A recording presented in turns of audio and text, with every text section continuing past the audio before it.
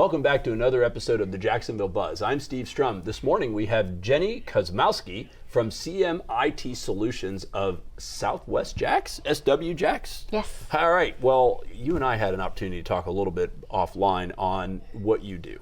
What is CMIT Solutions? So CMIT Solutions is a local owned and operated MSP for IT services. So we do software, hardware, and our big thing is really servicing small to medium-sized businesses. So we don't really want to go for those giant enterprise. We're trying to actually take that level of quality and expertise to local businesses. Hardware, software, Yep. A little bit of both? Yes, All right, absolutely. so we can't run life without a computer. Yeah. Right? We're sitting here talking and there's, cameras behind the set, and there's computers that control the cameras. There's computers that control printers. There's computers that control your phone.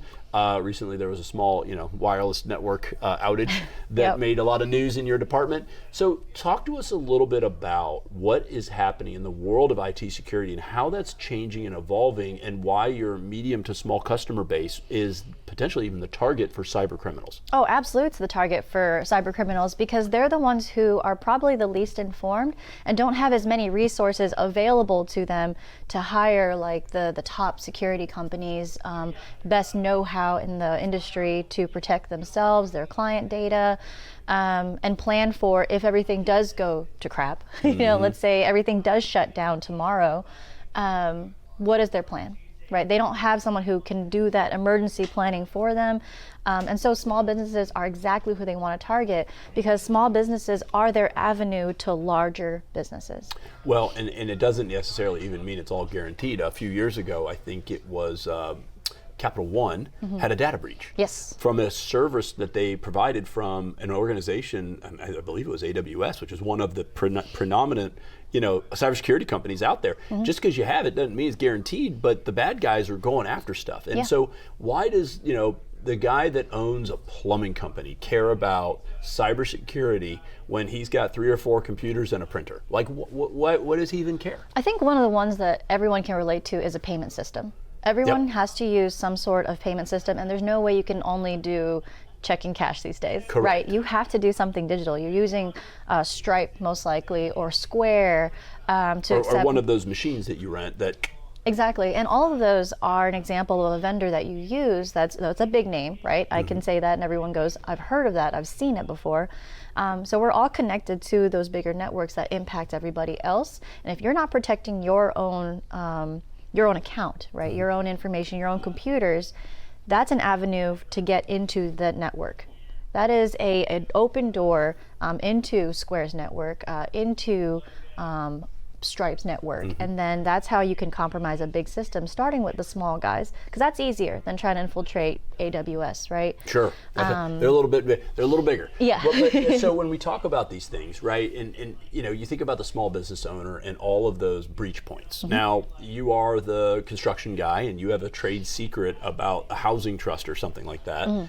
Of course, you don't want that data to be leaked. That's important data. That makes you special for what you do. Yeah. But now we also have a potential breach then of the client data, which is even worse. Tell us a little bit about how that operates and how companies get basically a pirate situation where they got to pay a bunch of money and they still have all this data leaked. Oh yeah, so you're talking about 2 really big things That's here. Big deal. Yeah, client data is a huge one. Employee data is big because companies will hold on to that.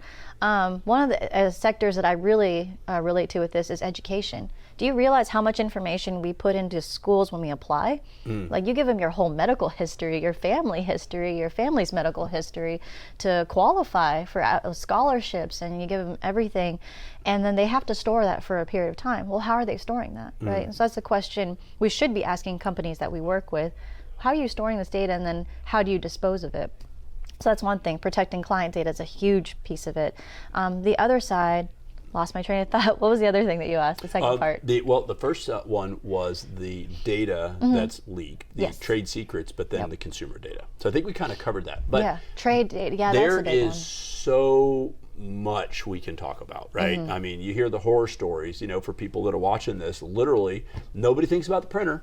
But if you have a printer that's networked to a bunch of computers and they can hack the printer, not only can they get all the images that you scan on the printer, but they can go back through the channel and actually access computers through the printer behind the firewall, which is a big, that's a buffet of anything they want. If you're using a scanner or a printer or a cock machine, they all connect to either wirelessly or direct connect to your internet. And those all run off of their own IPs, and that's a network of its own. And anything that runs on that network is accessible in some way, shape, or form through something like a printer. So that's called an Internet of Things attack, which is where you have smart homes now that control your lights, your security system, your thermostat, your lock systems on your homes too, if we're using keypads, so keyless entry. And the thing is that what you talked about too is if someone steals that data, they can hold it for what's called a ransom. And so then we have a ransomware attack, which is where they can say, we'll hold your data unless you pay us an amount, and then we'll give it back. The thing is, sometimes they will actually give it back encrypted, so you have to pay another fee on top of that to get it decrypted, and after that, you still don't know if they've messed with the data. So then you've got all kinds of concerns that you can't go backtrack. It's like a perpetual universe of, oh my gosh. Now, you have a podcast that you do. I do. As we wrap this down, and we'll put all the stuff on our website on thedailynewsnetwork.com so that they can kind of check you out. But tell us a little bit about your podcast. I thought one of the neat things there was that you are educating people. It's not just, hey, buy all my stuff and freak you out. You're actually putting content out there to help people be more informed. Talk to us a little bit about your podcast. Yeah. So I operate as a solutions engineer for the company, as well as the owner, but also my big thing is to be able to be someone you can consult with.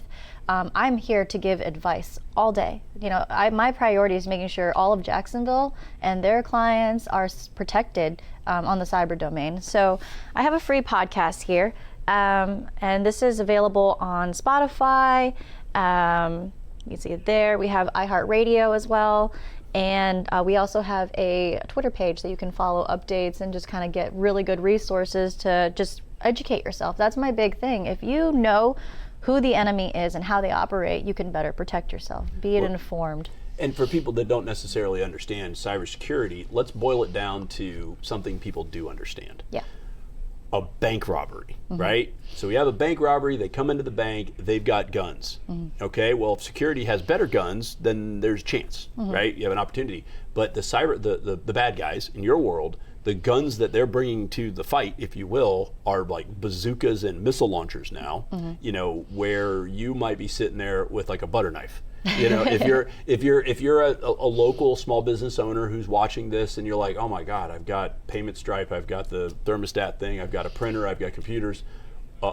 You are unprotected. Literally, these bad guys are coming in with an invisible bazooka because you don't even know that they have one until all of a sudden they drop it on you and you're like, that's a problem, and you're holding a butter knife, basically, is what's happening. And your job is to try to disarm the bazooka before it goes off, and if they do sneak a bazooka in, that your customers will have their own bazooka to fight back with, is kind of what you do, both on hardware and software, which is a phenomenal thing. What we'll do is we'll make sure to hang on thedailynewsnetwork.com all your links.